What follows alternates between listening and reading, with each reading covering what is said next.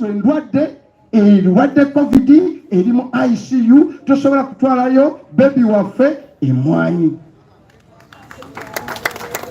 yagana okubeta mnanasi what happened ebyennyanja byagirema buli kimu kyakikolaki nekirema kyatasobola kuluno kujuza mu mawanga mwebaza babaka ba parliament 7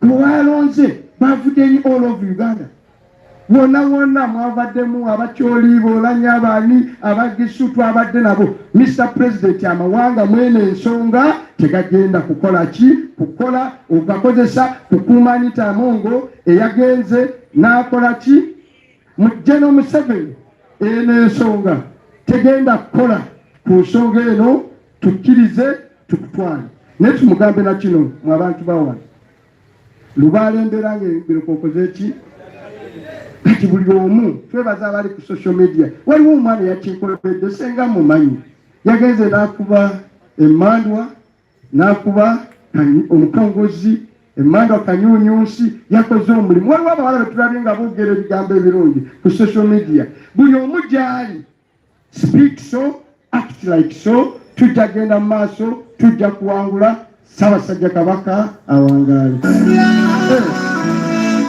kakati banzijukiza wano giri emyaka 2 egya Bedi Bwanika 3 ebyo bibye 5 ebyo bibye for position ya caucus eri clear ekyesimu nze Muwanga Kivumbi nsubira ne President General Museveni enamba yange tagiina ya President ntamubuulire bitwogedde oba kyabimubuulira bulungi nebanga tabitegedde bulungi naye mukazi wattu oluvannyuma naga nti kale ne chairman atwala abaana ababaka waali yogera naye ng'atuteze obukodyo bubiri betugaana okwogera ne General Museveni ajja kugamba nti ffe twava abantu ffe twawaayo emwanyi twagaana okwogera ne President nemugakale nze ndi musajja ate oyo agenda kunkola ki n'agimpa n'antandika mu ngeri etali ya bulijjo nangamba gomaze ebbanga lyonna ng'oli mutujunga nkunoonya nangamba nti kakati goli eyo musiriwaza abantu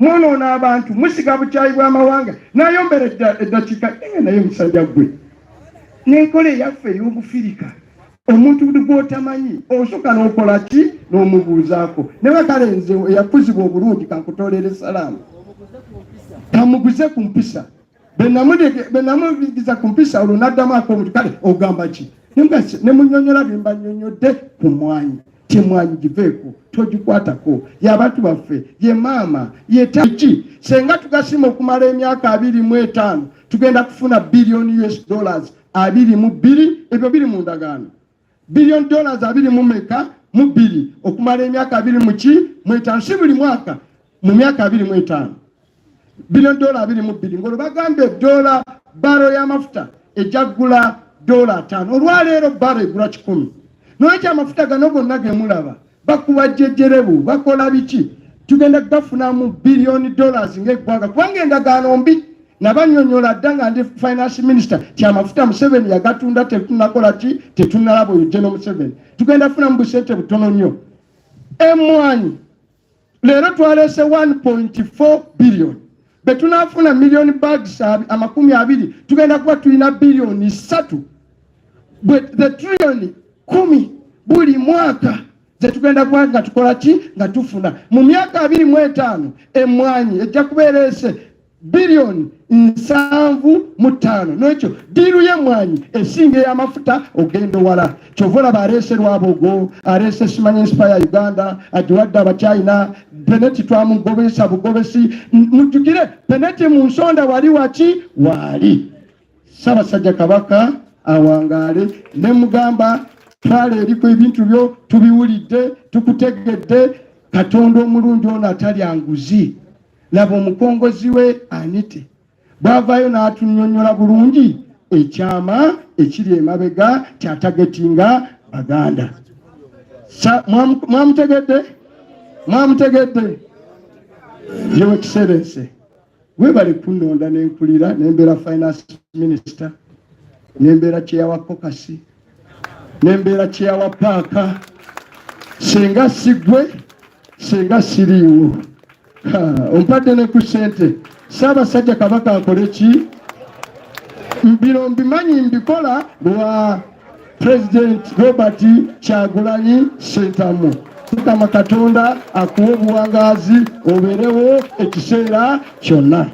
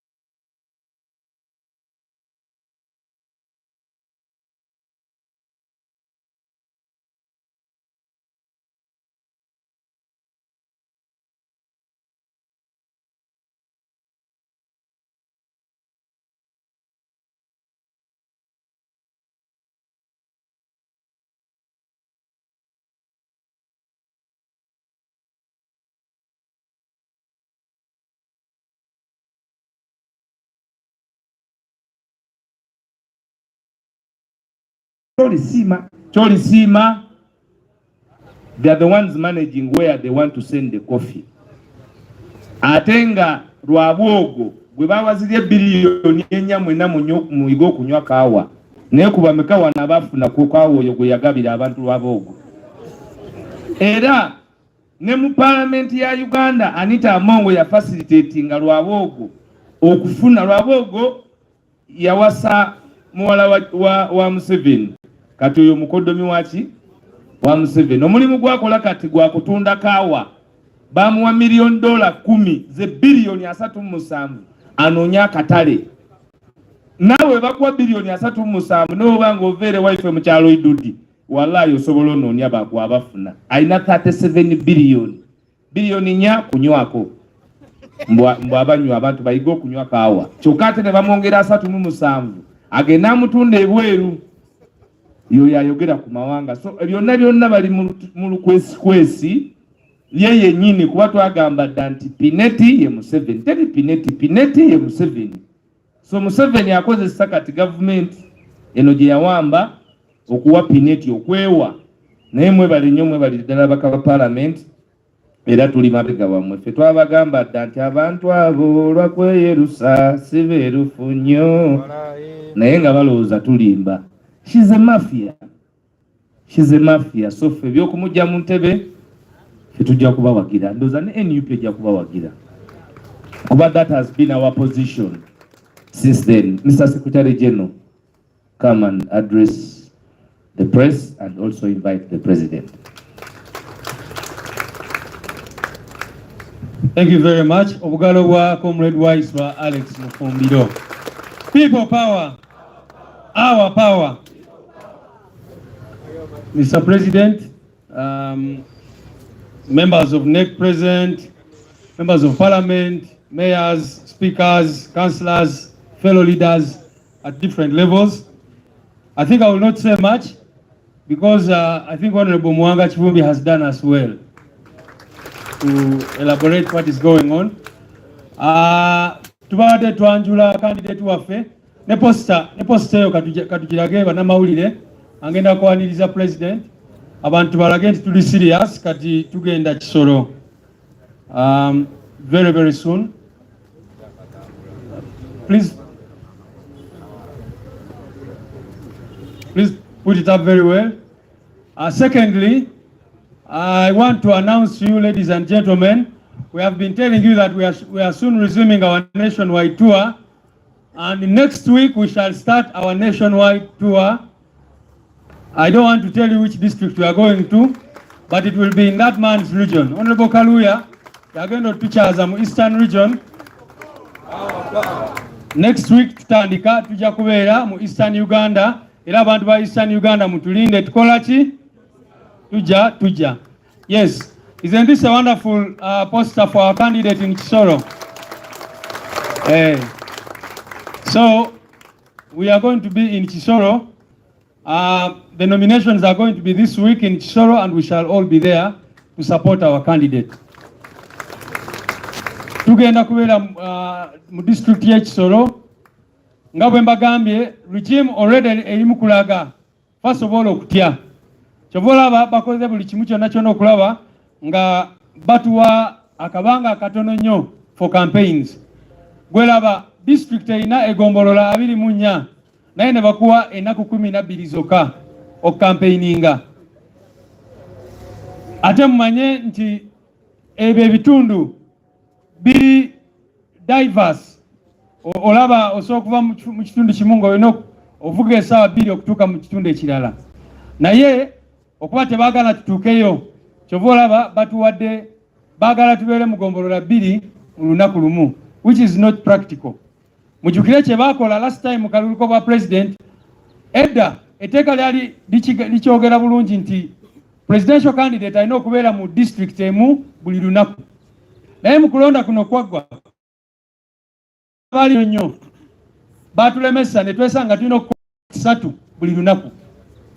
Kati be bakola ebyo kyova olaba awamu twali tugendayo ssaawa 4 ez'okumakya ne tuvaayo nga tulina okubeera walala ssaawa 6, ate tuveeyo tugenda walala ssaawa 8 oba 9, era ne bakugamba ba ssaawa 12 olina okuba olekeddaawo okukampeininga.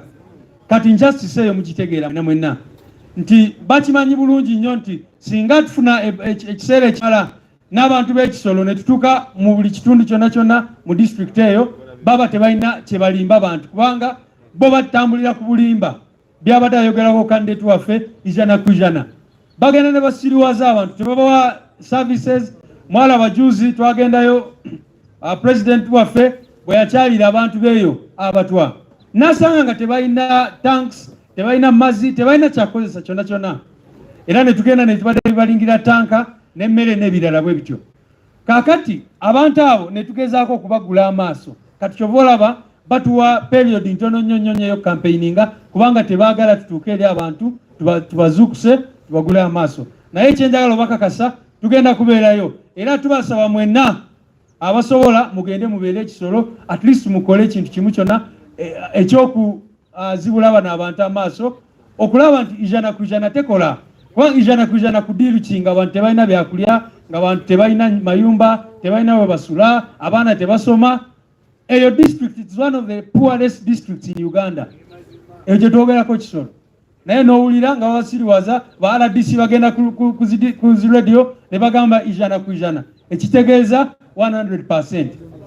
Mu kulonda kwaggwa bwe baalaba bye twali tukola ne bakwata bano abantu abasinga ne babasiba, candidates agents baffe ne babasiba n'ebirala bwe bityo. So tujja Ekisolo okulaba nga candidate waffe Honorable Tana kanguyite ne Honorable nga bukyali, naye temulaba nti asobolera ddala bwa Honorable. Abusobolera ddala, already confirm. Kale abana nga si tutebudde bonna bulala, I don't want to waste any other time. Yeah, before I actually, that's a very important thing. Before I invite the president, our comrade Achireo is here. Where is he? Comrade Achireo, who just returned from detention for a very long time. Well, if you feel like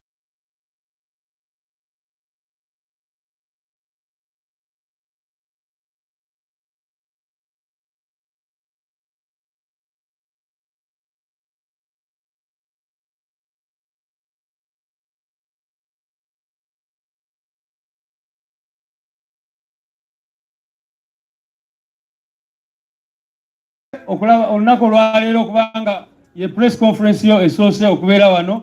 Ono omukulu yatutwala wano mu nsonga za security ku kitebe kyaffe.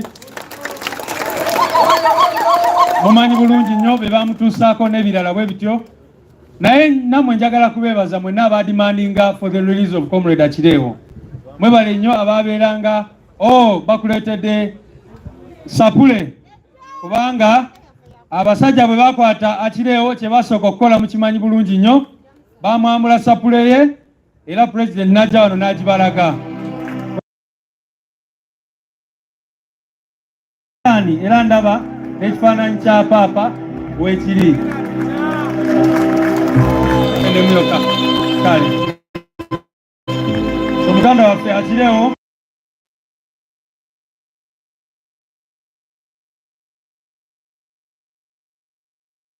without taking any other time, let me invite you to come and address these people and the nation. People power, our power, NUP, NUP.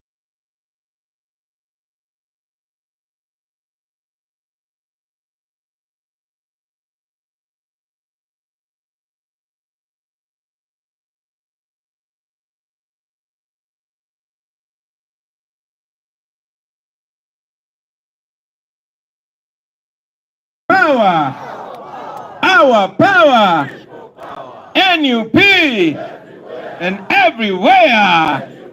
Thank you very much, ladies and gentlemen. Please resume your seats. Thank you, SG.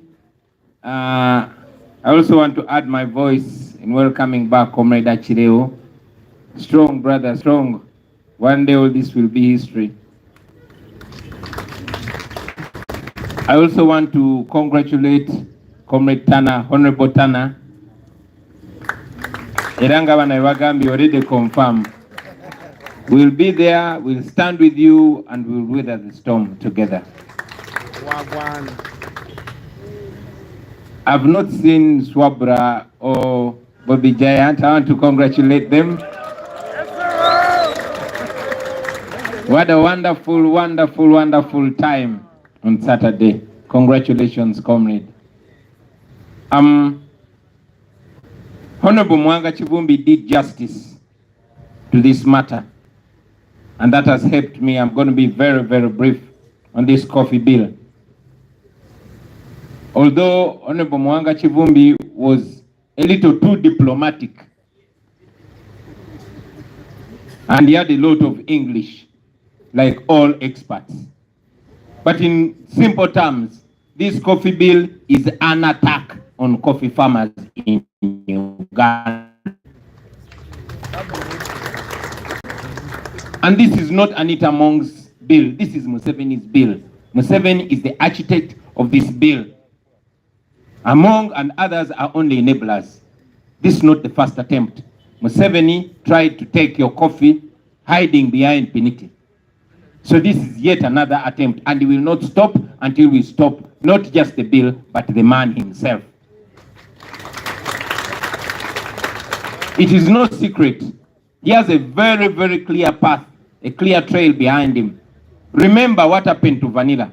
Once upon a time, a kilo of vanilla was 300,000 shillings. True that. And now, it's 10,000 shillings, I think. 3,000 a kilo.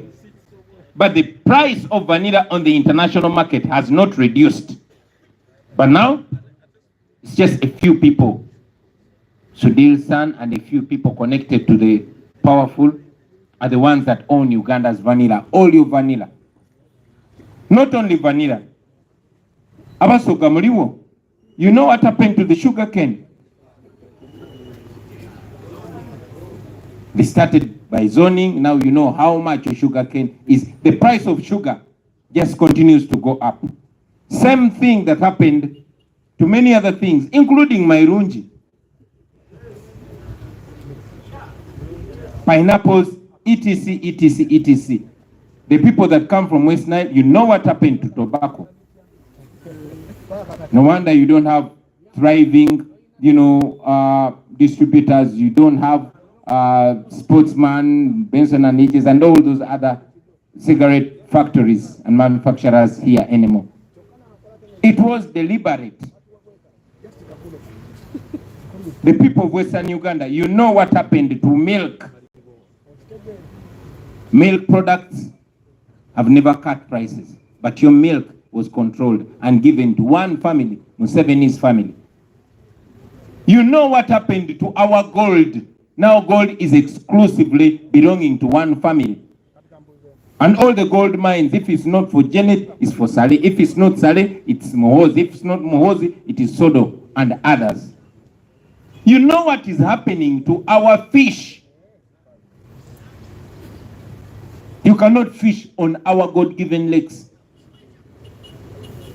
given to a few people. So me, I want to be blunt and say that all lucrative sectors are given to Museveni's family in a way of colonizing you further, of taking away your national wealth, of making sure they control your income, because only poor people can be effectively controlled. That is what Museveni is doing. These are not amongst, they are only tools, they are pawns being used. Forget the nonsense of cutting costs. That is a blunt lie. I mean, the same person that is claiming that is cutting costs has RDCs, useless RDCs. Now deputy RDCs and assistant deputies. Sounds like a joke, but it's true. That is Museveni for you. The same person who claims he wants to cut costs has 82 ministers. Many of them, I'm sure he does not know them. That's the person who's claiming he wants to cut costs. He has presidential advisors. He uses 2 billion every day. He oversees the loss of 10 trillion shillings in corruption. The same person who could control it. It is under his protection that one of his courts smuggled a bill of 9.6 billion shillings. Apparently, like Comrade Weiss was said, to teach Ugandans how to drink coffee.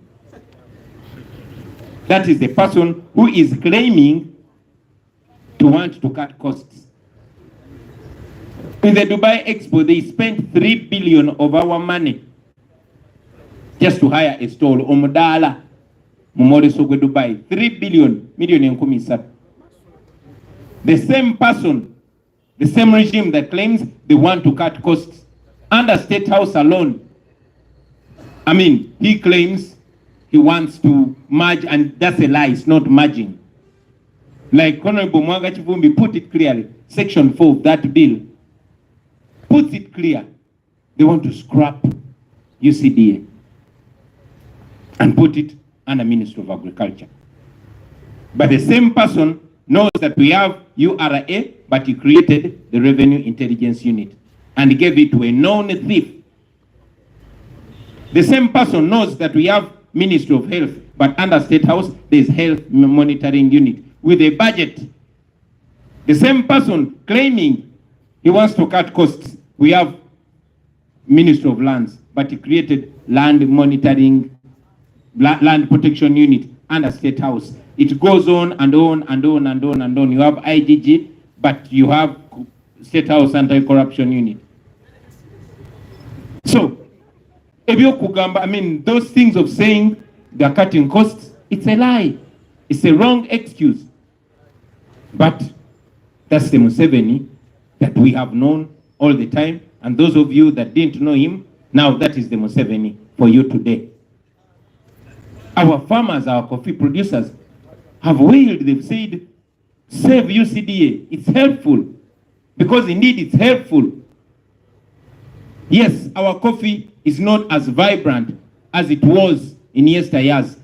But UCDA has been very helpful. Under UCDA, you've seen that coffee farmers have been happy. They've noticed a growth in the production of coffee, in the value of coffee, on the international market, etc., etc., etc. So, why then stop something that's functioning well to reduce it to a system of things that have failed. You have seen the corruption in the Ministry of Lands, even before the current minister. I mean, the same Lands Ministry oversaw the selling of national ranches to individuals, companies, and groups. And now, that's the same ministry under which you want to place our coffee. In brief, Museveni wants to place our coffee in the hands of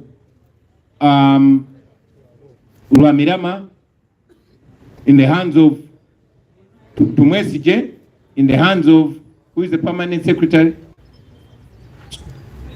Major Chomukam. That's where Museveni wants to place your coffee. So this, in no uncertain terms, is an attack on the pockets of the coffee growers. And he knows who the coffee growers are. It is a plan to have a few people take your coffee and control you financially and economically. Also, the idea of putting a plant in Tungamo is not practical. Why? Because coffee growers are scattered all over the country. You want to tell me coffee from Bugisu has to first travel and go to Ntungamo? And what was the logic behind that? Is Ntungamo the most vibrant coffee growing district in Uganda? You know the reason why they're doing that. So, ladies and gentlemen, looking at the spirit in which this bill was brought, I can tell you it is an attack. And I mean, God is wonderful. It works in different ways. And it among, in English, there's a kind of tongue slip called a Freudish slip, where you accidentally spill the beans and say out what is on your heart. In Buganda, there's a mandwa bajita batya mu Luzungu. Mandwa. In Buganda waliwo mandwa gye bayita bwanika. Ekutemba n'ovayo n'obyogera nga totegedde. So, it's not very good to joke with this Baganda because they have that mandwa. Now Anita Among ended up spilling the beans. So this bill, ladies and gentlemen, I will be crude. This bill is intended to punish the people of Uganda and the people of Bugisu and all those coffee growers for voting Museveni out. They are looking for all avenues where you earn a coin and they want to steal for it.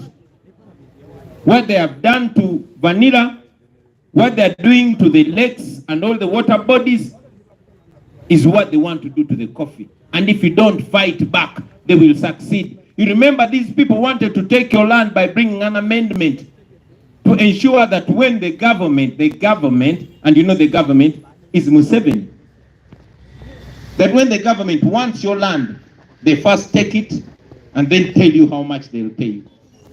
If you didn't fight, you would have lost the land. If you don't fight this time, you're in big trouble. So this is a way of clamping down on you. It is intended to impoverish you because poor people will always be beggars. That is the intention. The coffee industry, ladies and gentlemen, here in Uganda is sustaining more than 2 million families. Did you say 2.5? Yeah, in Uganda. 12 or 2 families.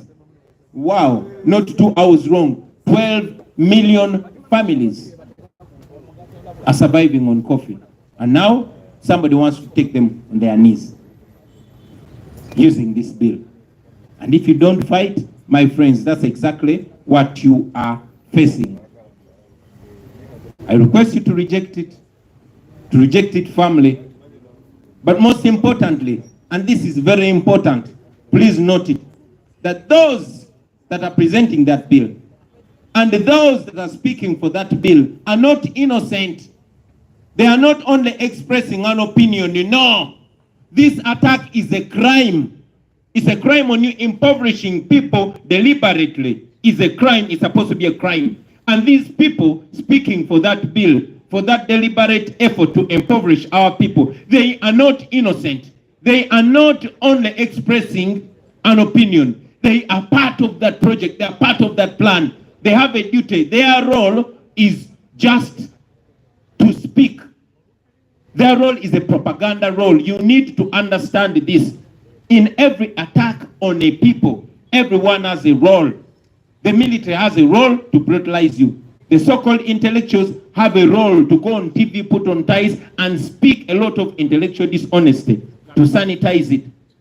So this is an attack on people which will have dire consequences if you don't fight back. And those people speaking for it should be equally culpable. They are not innocent. So treat them just like their masters, because they are serving a role. Their role is a propaganda role, and that propaganda role is very, very effective in breaking a people. Very, very sadly, some of them are paid. Not just paid, but they are paid members of that affected group of people. I'll say that again. Some of those are paid members of that affected group of people, because they'll know that the affected group of people will trust them and believe them easily. They are criminals too. Amongst words, ladies and gentlemen, were not a mistake. Those are words of Museveni. Those are words of amongst friends. Those are words of amongst friends. Many of them are from here in Buganda. Have you seen them? Have you heard from them? Did you see them in Parliament on that day? I'm asking, did you see them on Parliament that day? Have you heard anything from them? Hopefully the first word they speak when they show up will not be Kyagulanyi tayagala Buganda yasindikiriza nani tamongo kwogera ebigambo ebyo. I hope this opens your mind. I hope this shows you that this regime attacks different groups differently. Nobody is safe. What happened in Karamoja when they took their minerals that would have transformed their lives is exactly what happened in Busoga when they crushed the sugarcane. That is what is going to happen to Bugisu, to Buganda, and many other regions in Uganda that benefit from coffee. Coffee can be coming out. Ladies and gentlemen, allow me to also talk about our political prisoners who are forced to take a guilty plea. These are innocent people. When I was speaking last time, I encouraged all of you to stand with them, to be kind to them, to understand them. I also want to inform you that the regime has no limits on how far it can go with this shamelessness. Now, apparently, they want to take those people to Chankwanzi as soon as they come out of prison. I spoke to one of them, our sister Olivia Altaya. She knows I understand, and she knows many of you understand. She expressed her fears and told us that whatever we can do, we should help her and other friends that have not weakened yet to defend them, because once they are convicted, all they have to do is serve their sentence and get the hell out of prison. Museveni and his regime have no power or responsibility over Olivia Rutaya and those prisoners. So after their sentence, they should be freed. But that will not happen unless if you raise your voices. Please don't forget them. Continue raising your voices for them. I also want to remind us, all of us, about our missing brothers. Up to now, several years later, our brother John Bosco Chibalama is still missing. On Saturday, his twins, who are now 8 years, they were 2.5 years when he was taken away. Now, his twins, Noreen Chibalama and Samuel Chibalama, were having their confirmation in the Catholic Church, and I had to go and stand in as their father. But it's not only Chibanama John Bosco, we have Damolira John, we have Wangolo Shafik, we have Lukwago Martin, we have Semudu Michael, Musisi Mbowa, we have Nalumoso Vincent, Zemola Dennis, Kanata Muhammad, Katumba George, Mbabazi John Moses, Sempija Yuda, Mugumya Arafat, Chitio Peter, Muemba Mustafa, Mobiru Hassan, Sesazi Isma, Chisembo Godfrey, and those are the few that we were able to know. They are still missing. We still want them back, dead or alive. So Museveni and your people, please bring back our people. Thank you very much, ladies and gentlemen. Mwazikiriza mbizene mu Luganda mpola mpola. Basebo ne banyabu already namazedda okuyozayoza candidate waffe Comrade Tana, Honorable Tana, candidate waffe wa Kisoro district. Already maze okukulisaayo muganda waffe Akireewo mu Batuju ate nga bo bayita bannabo Abatuju.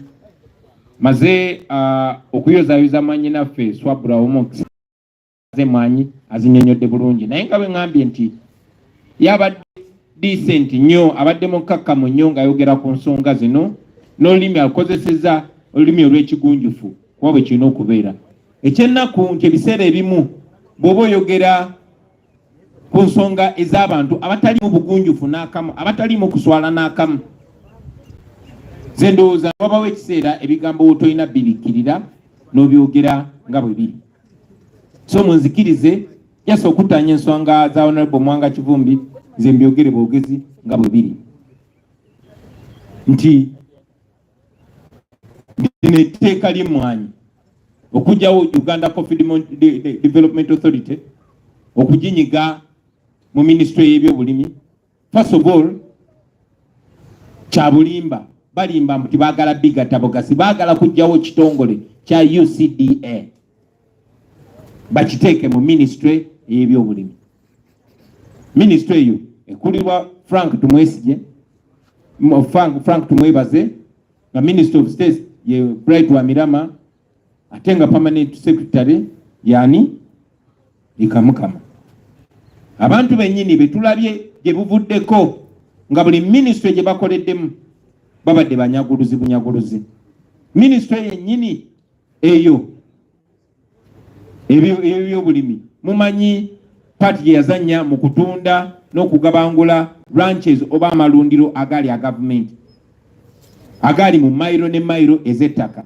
Naye ng'ekyo kivuddeko njagala ensi yonna ekimanye nti obwo bulumbaganyi obwakoleddwa ku balimi b'emmwanyi nga baagala obbaavuwaza, nga baagala obbafukamiza kubanga abaavu be bafugika.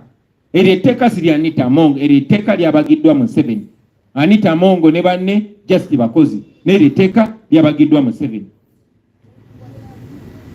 Abazze batunuulira ensonga munajjukira nti tekitandise kati, ate mwanyi tebazitandise kati, bayagala oddozitwala. Naye ekyo ekintu kimu kye bakola ku Vanilla. Mikwano gyaffe bangi nnyo Vanilla yali akyusiza obulamu bwabwe. Mujjukira nti ku ntiko ya Vanilla kiro yali egula $300. Naye kaakati nze mbagamba kiro egula $1,000, Honorable Katabazi n'aŋŋamba nedda oli ku bikadde kati egula $3,000. Ekiboga be bagitunda ebbeeyi bagitunda $5,000, yali ku $300. Njagala obbajjukiza akatale ka Vanilla tekasalanga tekakenderanga mu nsi yonna. Ku katale k'ensi yonna Vanilla akyagula kyekimu. Naye mu abalimi baagala babafootolere wano kubanga bataddewo etteeka toyina woyinza mu kutunda, oyina muguza ffe. Kakati abantu abagula Vanilla bali 3 nga mwabo mwe muli mutabani wa Sudiru. Kwe kamba making sure obugagga bw'ensi yonna babukwata ne babusa mu bantu 3 oba 4. Either ababo ab'omunju oba bagwira bye basobola okontrolinga. Ekyo tebakikomya ku Vanilla, ekyo bakikola ku bikajjo era abaana b'e Busoga mumanyi bulungi. Twakula tumanyi cash crop eve Busoga bikajjo nga abasoga beewana n'ebikaado. Kati waiswa era ddamu weewane n'ebikajjo se. Bwe batyo bwe bakola Museveni bwe yasobola okunafuya ebyennyingiza ebyenfuna by'Abaganda baffe ab'e Busoga. n'abalala abatali Busoga naye abalimanga ebikajjo tebyalimwanga Busoga naye kubanga bisinga kulimwa Busoga be baali target people era nasobola kibatuusaako. Mu ngeri emu baganda bange njagala mujjukire gye buvuddeko myezi mitono basalako amayirungi era abalimi b'amayirungi bali mu kweyaguza lujjo.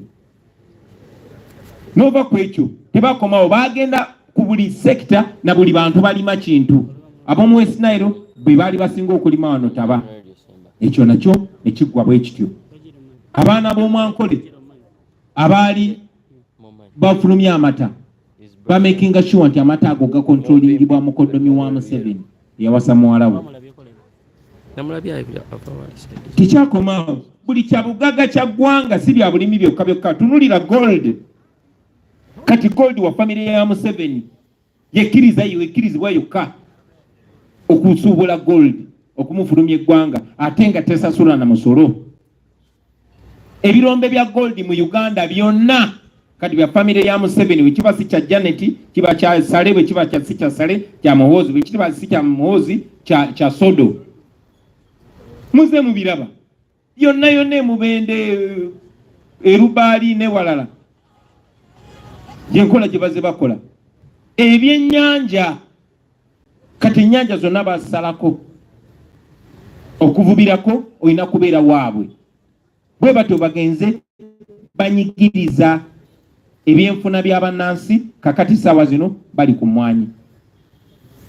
So njagala mukimanye nti eno effort oba ono kaweefube ng'okufaanana ku kaweefube omulala abaddewo wakubaavuwaza, kubakakanya, kubafukamiza mubeere nga temuyina kimugamba okujjako nga mufukamiridde Museveni oba abafamire ye. Of course aboogezi be bavuddeyo nga bagamba nedda twagala kukendeeza ku nfulumya, tetusobola kubeera